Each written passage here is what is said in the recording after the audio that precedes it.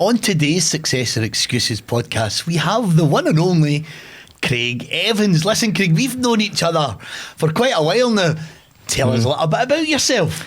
Hi, dude. Thanks for getting me on here today. It's been brilliant. I'm originally from Runcorn.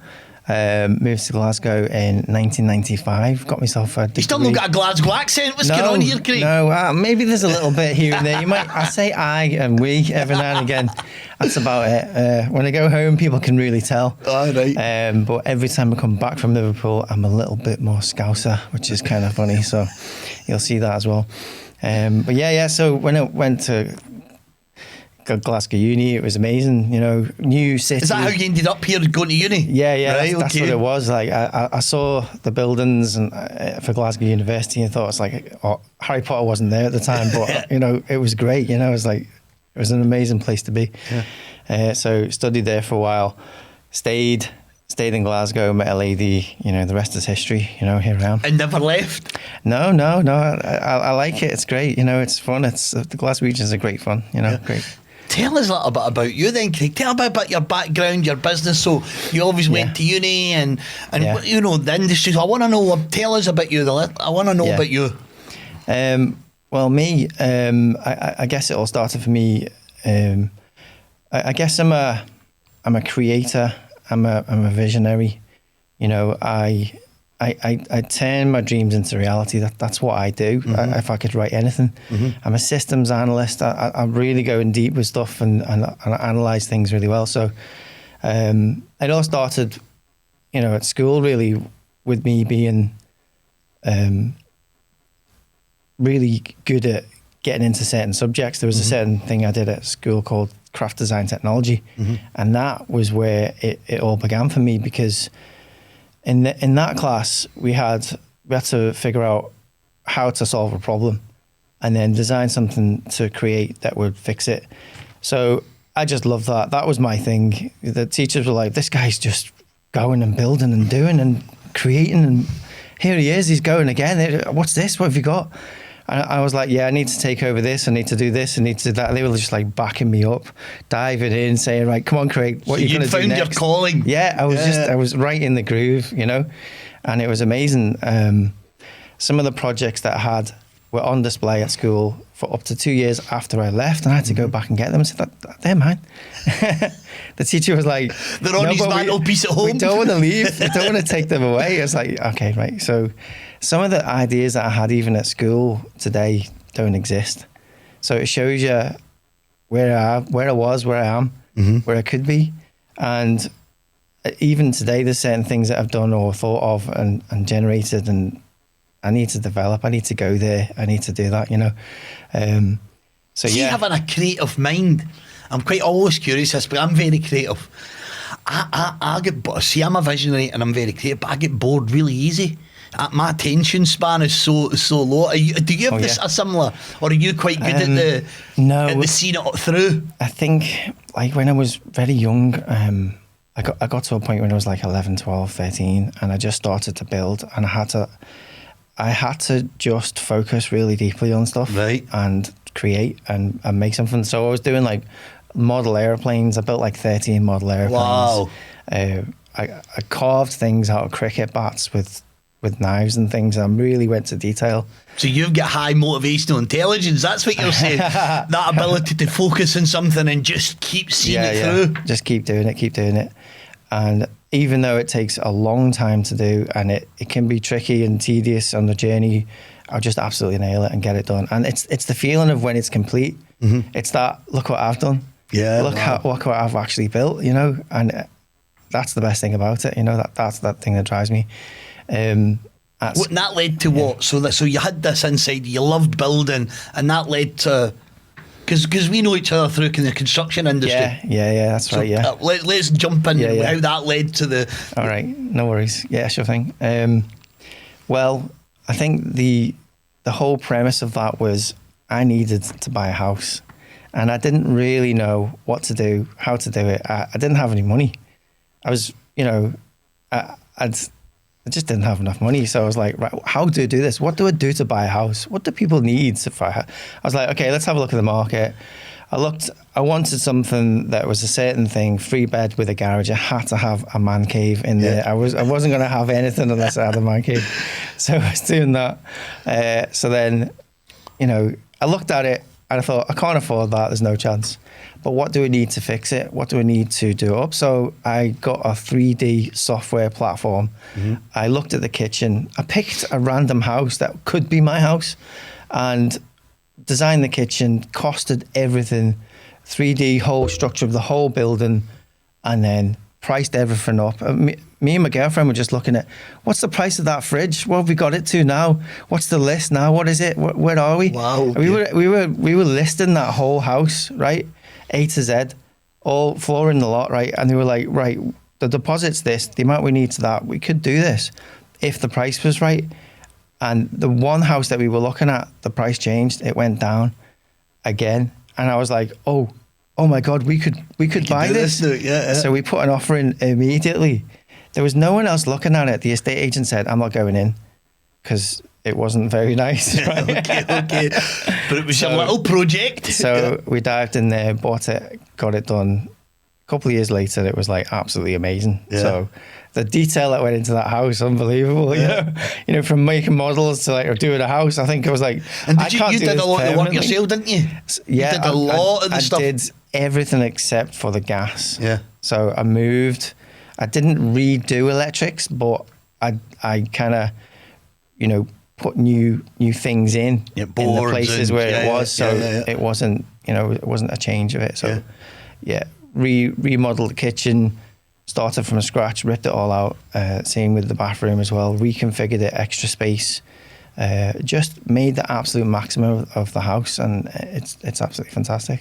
It's amazing how, and it's quite to have that kind of vision. It's been able to, when you go in and look at something, and you can see something completely different, a little bit of space here, adding a wee bit to the bathroom, taking a bit of space here, and it can completely transform a house. I remember when I was going through, we bought our house a year ago, and for about 18 months, Craig, we were looking. And we were looking for, my mind was like somewhere, not in the middle of nowhere, but somewhere kind of a nice cottage. But there was one or two things happened. So one, it was way too expensive. Or two, it needed way too much work. And then we were looking. I used to go into all these houses and I used to go, who the hell designed this? None of it makes sense. I see that a lot, actually. None of it made sense. And I think a house, it's got flow. It's got to be useful, a useful space, and it's got to flow. See all this having a dining room, but you don't sit and eat food in it. I just see that as a complete waste of space. And I really struggled with how, because I can do that. I can go in and actually picture how it would look in my mind. And that's, I think, the creativity. Sorry, carry on. It's often that. I think when I walked into that house that day, the estate agent went, I'm not going in there. I saw the new kitchen that was in my mind, and it was amazing.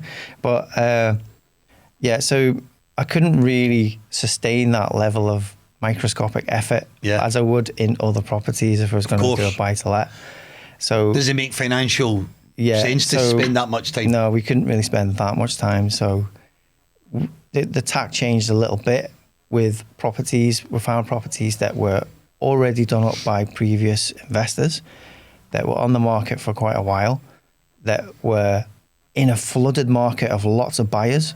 So at that point, it was a little bit of a change of tack. So we found something fully done up, ready to go at a discount. So we've got 14 grand below the market on that. And that was amazing. That was my first property. And it was a few streets from my house, so it was really easy to get to, number one. And we're off, So we had 1-bed flat, then a 2-bed flat, then a 3-bed flat, then 4. And I just stuck to 4 after that. And that's it. That's my bread and butter. Wow. Converting 3 beds to 4 beds, and it's amazing. It's good. But you do. Am I right in saying you do also take on larger projects? I remember, was that a couple of years ago, you were looking to take on a big project? I was lined up with a property. It's in the Lake District. The premise for that one was that it would be right next to the beach. There was festivals there in the summer. There was mountain views. It was surrounded probably 270 degrees with farmland and views. There was a road at the side of the plot so that you could get access to the back of the plot. So it was like 100 meters long, 20 meters wide, with this really old Victorian house proudly sitting in the front of it. And it looked amazing. All these peaks and towers on there. And I was like, okay, if I can get this property. I worked closely with some previous some mentors of mine, still there. It's just been a long time. To negotiate with that. And they accepted my offer, even though there was other offers higher than mine, because they knew what I was going to do with it. They knew how I was going to generate the area, get more people and staff from that area to look after the house. And they supported me, and away we went. It didn't work in the end. There was issues with certain staff, like the solicitors. They were too slow in the process, and they were getting cold feet, and they were thinking they were getting offers coming in, and they ended up just being too slow to seal it. I had to do tree reports and all kinds of extra things at the last minute that were holding out, and it just fell through at the last minute. So I realised from that actually you need to get your team a lot better than what that is. So I can do my part, but there's other people that need to do their part now as well. So big learning curve on that one. And I suppose that's really, really important then when you're in your industry, your business, buying, selling, renting, is having a really core team of people that you can trust. Must be huge, because it's one of the biggest things I hear, by the way. We work with hundreds of construction companies, and one of the biggest things we hear, Craig, is people being let down. Not turning up. Just crazy. I've heard it on your podcast as well. I hear it time and time again. It rings a bell every time. It's just consistent. What do you do? How do you do it? I don't know. I think that the way I've seen it early on in my career is I depend on a single team, and they'll come in, and for me it feels great, but if that fails, that's the whole team gone. And you've got to start again. And I've done that. And that wasn't a nice feeling. I thought the hell had opened up and swallowed me in. I was like, oh my God, what am I going to do? And I took a video of myself, and I said to myself, this is the point where you climb out of the trouble and you turn this around. Let's do it. Let's go. So I got out. That leads you right into success or excuses. Exactly, yeah. You've got two paths. This is it. It's either success or just no way am I going to be that man. No way. I can do this. Well, so I did. I found another team. They were way better than the other team. They came in a little bit more pricey because they knew my situation. They were like, all right, this guy's in trouble. 10% straight away. I knew it. I was like, come on, let's just get this finished. So there was a payment to pay, but hey, I got it done. And that's the thing. The value of that property shot up. It was valued at £50,000.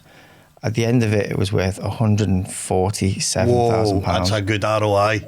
So that's a crack at that one. So we had bridging on that. The bridging worked because I knew what the end product was. Local estate agents, not as good. They said maximum 110, 120. And, well, that was it. So that's what we got. So that's amazing. Absolutely. So there must have been times, so we kind of just talked about it there, particularly in the property industry, right? Because a lot of times in your industry, people only want to talk about the good stuff, right? the good stuff.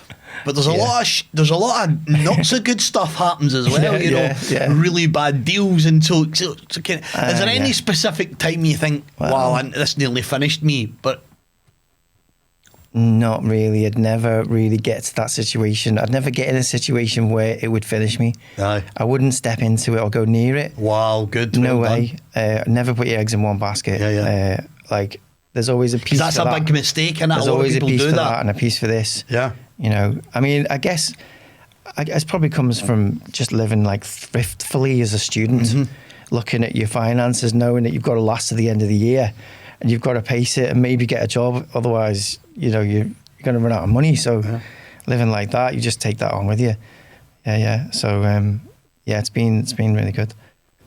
So tell me about the business now. Where are you today? Tell me a bit about that. Okay, so I think for me at the moment, then really, it's all about the understanding the property data. Mm-hmm. That's the biggest thing that we need to look at. I usually go with a bit of an acronym, BUILD, BUILD. Yep. Need to build a picture of the property data, assessing the location, ownership, and development potential. That's the most important thing, really. Mm-hmm. I mean, the picture of the street, where it is, what's happening, what we're going to do with it. This basically tells you if it's a deal or not. Yeah. Understanding the feasibility, the costs. Obviously, we need to look at the risks involved, where it is, what kind of situation it's in. Integrate planning and design into that, obviously. What I look for as well is if I can integrate it with local council plans.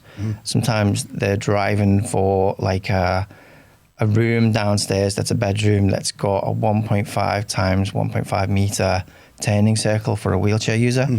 So that last property I did was in that area, that we looked at the plans for the council and fitted that. So they're happy with that, which is good. And then lead the construction, manage everyone.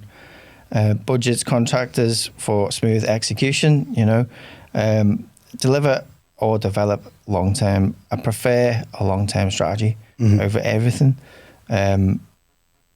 Possibly sell now and again, but I do go for capital growth more than anything.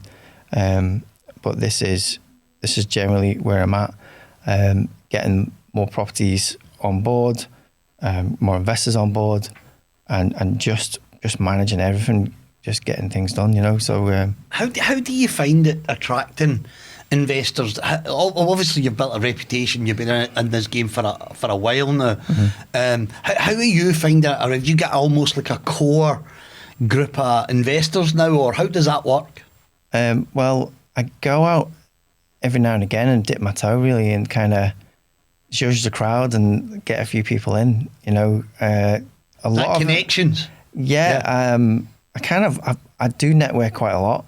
I get out there into lots of different groups, and I do it really quickly. And I know what I'm looking for, and usually I nail it and get someone in, and that's it. We're away.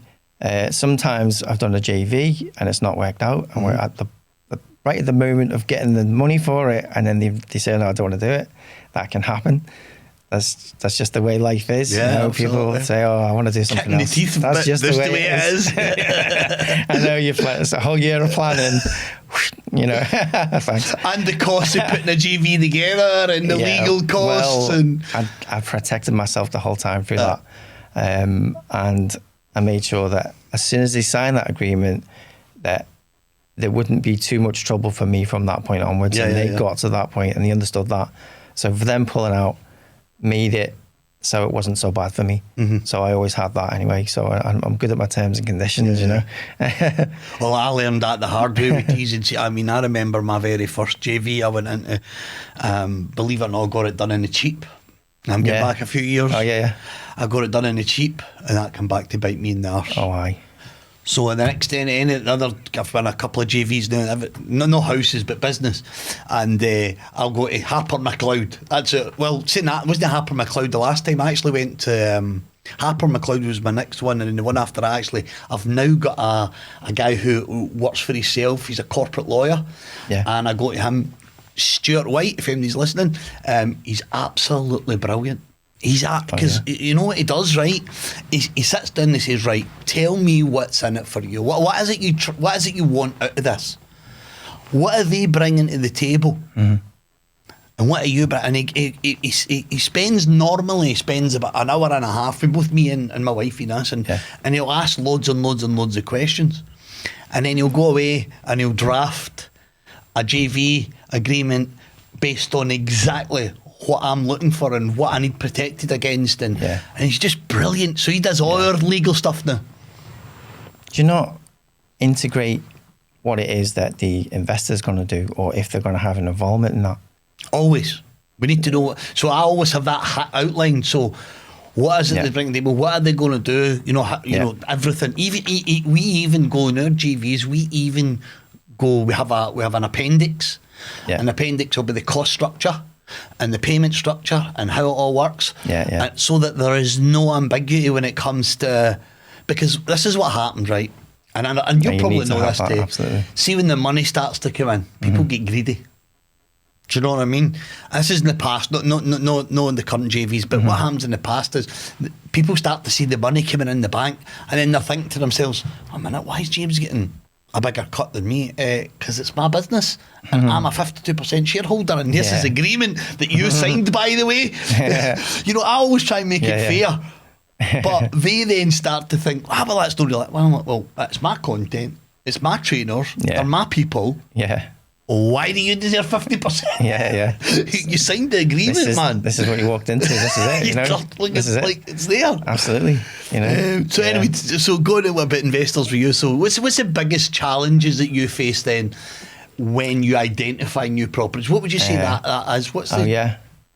When I find something, I think really just, getting the numbers together, getting it all ready for investment, preparing it, that's okay. That's pretty good. But I think then getting the people in, they're really quite fussy. You know, they want everything. The hardest thing I've battled in that process is the wife. She'll come in and say, "Oh no, we want to get a holiday home in Mauritius or whatever," you know. And it's that battle between the man and the wife. The man's like, I love what you do. It's great. It's fantastic. I'm ready to invest. Here's the money. And then the wife turns up and says, "Okay." So there is that. Maybe you should have more of a studio. Do you think it's because I totally get this. It's like that in call centres as well. Do you think it's because? So naturally, I would say men are generally more risk averse than, or more likely to take a risk in females. I'm trying to want to paint a picture here that all female, but because I know in my own situation, I'm the risk taker, and Ines is very risk averse. She's much more of a thinker. And have you thought about this? And do you think it's maybe sometimes? And I'm just pure ad libbing here, because I'm trying to think in my mind why it would, like, if I wanted to invest money, right, let's say I come to you and says, right, I've got 100 grand, I want to invest it, what's my ROI? And you say, right, here's ROI, we're talking 9 to 12 months, this is what you're going to get back. I'll go and say to, you know, the wife, listen, 100 grand, I'm getting 130 grand back in 9 months' time, guaranteed, written into the agreement. And Ines would go, but how do you know that? But what if something goes wrong? And, you know. There's always a risk involved. There's, the sky could fall out. The ground could open up. You don't know what's going to happen really, but you need to make sure that anyone that comes in is fully aware of that. And it says on many platforms out there, if you're going to invest into something that, you need to be careful. But because the money can go up, it can also go down. And the thing about that is that you've still got the property. It's bricks and mortar. It doesn't vanish. It doesn't disappear. You can still rent it out. You can rent it out for a year and then get all the money back, and then that's it. Maybe there's a slight delay in getting paid, but that's probably the worst case scenario. But you still got it. You could sell it if you really want to. You could maybe change it to a flip. Obviously, it's not too good for the mortgage companies to do that.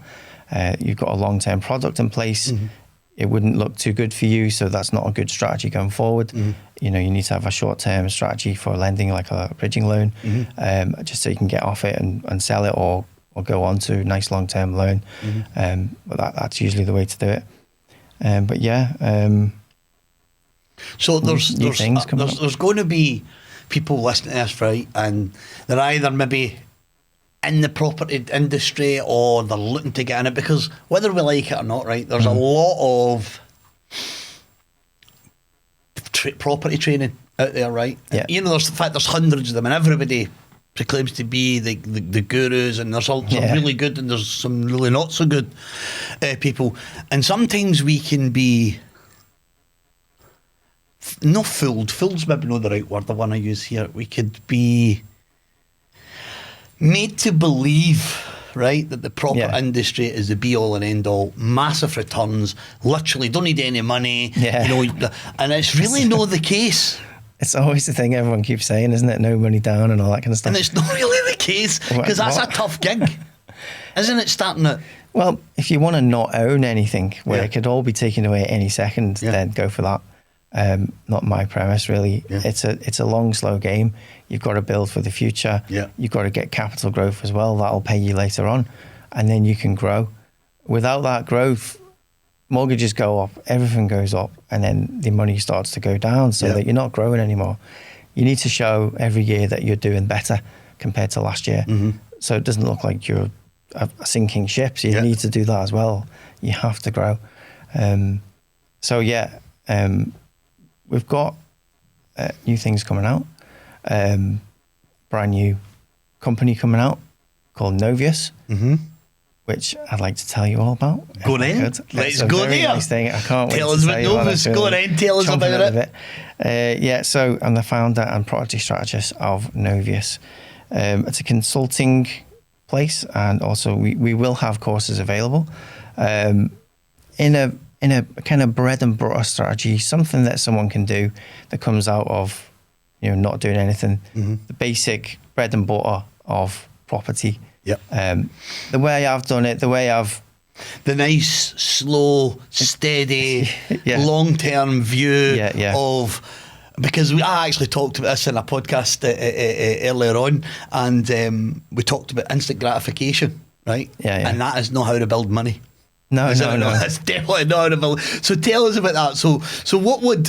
So I'm. Let's say I want to get into property, and I see an ad. Tell me what's your USP? What?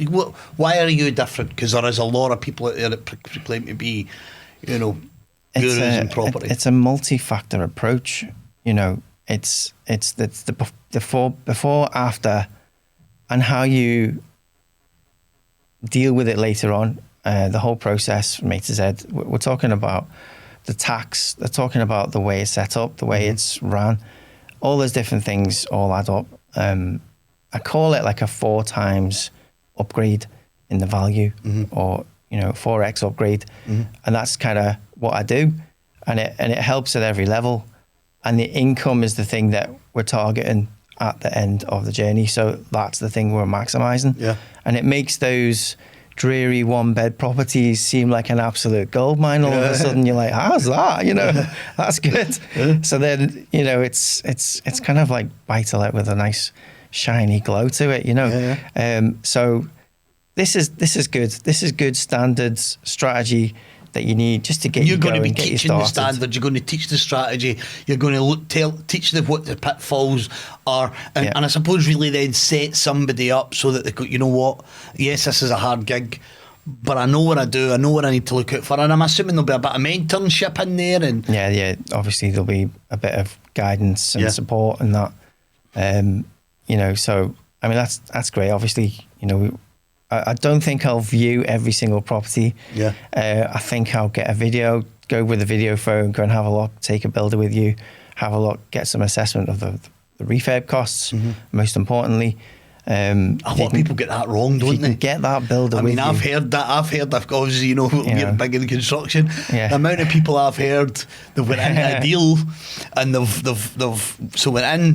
assume this is, let's say it's going to cost them 35k to turn it around, ready to flip it or rent it out, and it turns out there's a problem in the loft and there's dampness, and all of a sudden 35k is now 40 or 50. Especially when builders now are a hell of a lot more expensive than they were pre-COVID, which is outstanding.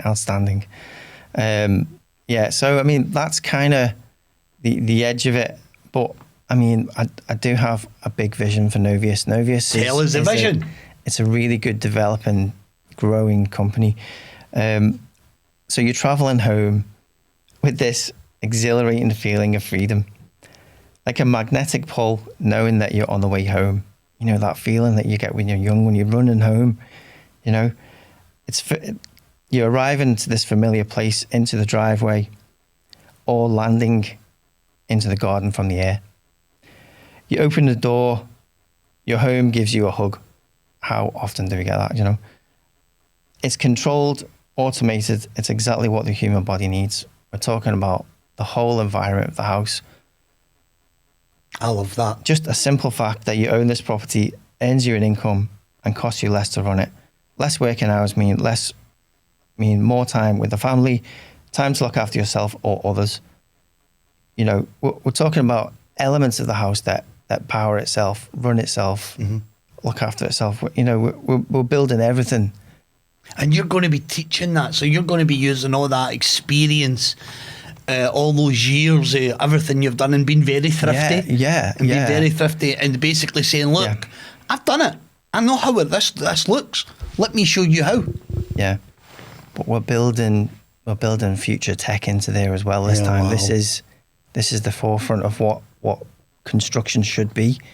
You know, we're going into things that looking at products and materials, especially certain materials lend well and solve problems, and that's what I do. You know, at the end of the day, we're looking at, you know, mental health, physical health, immunity, connection to others. You'll get more of that as a result of having this kind of home. You start off as an investor with your own house. You make sure your house is absolutely amazing, and then you move on to other properties, and that's where it all starts. If you want to be an investor, if you want to, the first thing you need to do is look at your own home and come and have a chat with me. Simple as that. Yeah, that's it. So I'll ask all my guests before we start to wrap up, 3 pieces of advice that you've learned throughout the years. So what's a few? Somebody's sitting listening to us, or they're thinking, I've got a good job, I'm making decent money, but there's got to be something else out there, and it's maybe property or something. What's your top 3 pieces of advice that you would give them?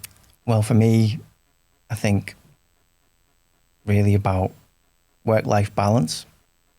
That's always been consistent for me. I think years ago when I had jobs, one of my questions was, how flexible are you around me? I know what I need to do for you, but how can you help me if I need a day off? You know, so there was always that transposing from having a job to not having a job, and lowering hours and increasing free time, lowering the bills, increasing the income. Free time, when you're in property, there's not a lot of free time. Well, yeah, I know. You just utilise it differently. So number 1 is the like work-life balance. And by the way, I've got this is my idea of work-life balance.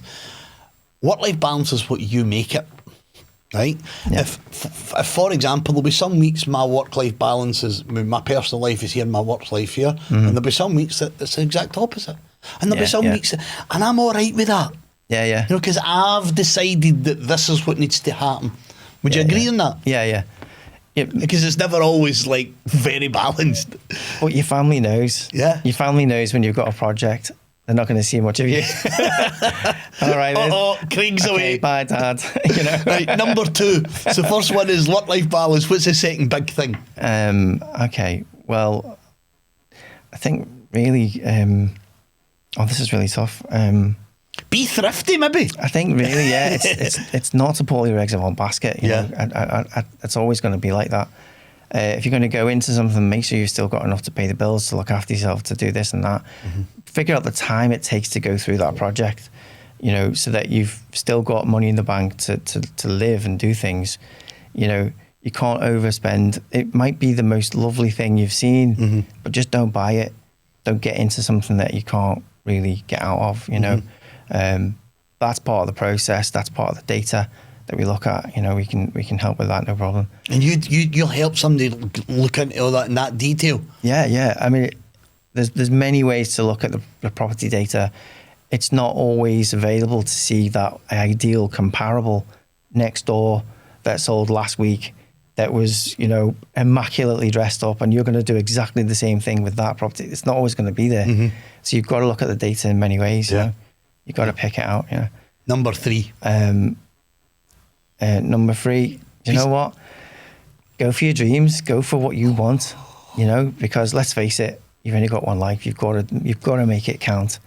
You know, you've got to look back and say, I did it, and don't miss it, because there's a lot of people that get quite old and they look back and they say, I should have done that thing. I should have said yes to that thing. That, you know, they regret it for the rest of their lives. Do not miss it. I'm a big believer in don't have regrets.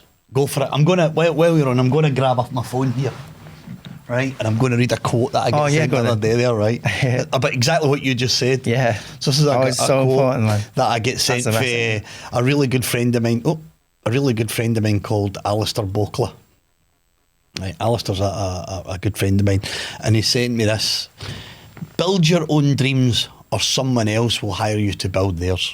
Exactly. Wow. Exactly. And I just get sent that the other Yeah. I think it was last I week. may have seen that somewhere. Yeah. recently, It's a famous quote. Yeah. And that kind of leads into what you said there, isn't it? It's, and another thing, and you know I'm big into my kind of motivational mindset, is if you want something bad enough, you'll find a way. Yeah. Won't you? You'll find a way. Absolutely. And that goes back to the whole success or excuses is, you know, there's always another path, right? Life doesn't happen to us, it happens for us. And it's up to you to decide which path that is. Would you agree? Absolutely, yeah. I mean, there's people that go to space. You know, this planet we live on is only a small finite space. There's things everyone can do and you can learn anything of that. You can be anyone at any time and you can change and it's never too late. A lot of people that are older still got that option as well. Absolutely. You know, I really encourage older people to like go for it as well. I started my business at 45 years old. I started my training company. I was 45. My first house was when I was 35. Yeah. And just keep going. Keep going. Absolutely. It'll make you healthier and happier as you do it. And that's what you And it is hard work at the start. I mean, we're not saying, look, it's all great, you know, roses and rainbows. Yeah. It's hard graft. Yeah. And there's days when you want to run away. I admit, like, there's days I just wanted to run. In fact, there's still days I want to run away, Craig. but I never ever give up. Listen, that's us getting to the end of the podcast. Yeah. Craig, it's been an absolute pleasure, and I knew it would be. And thank you for coming along. Nice one, James. Thank you.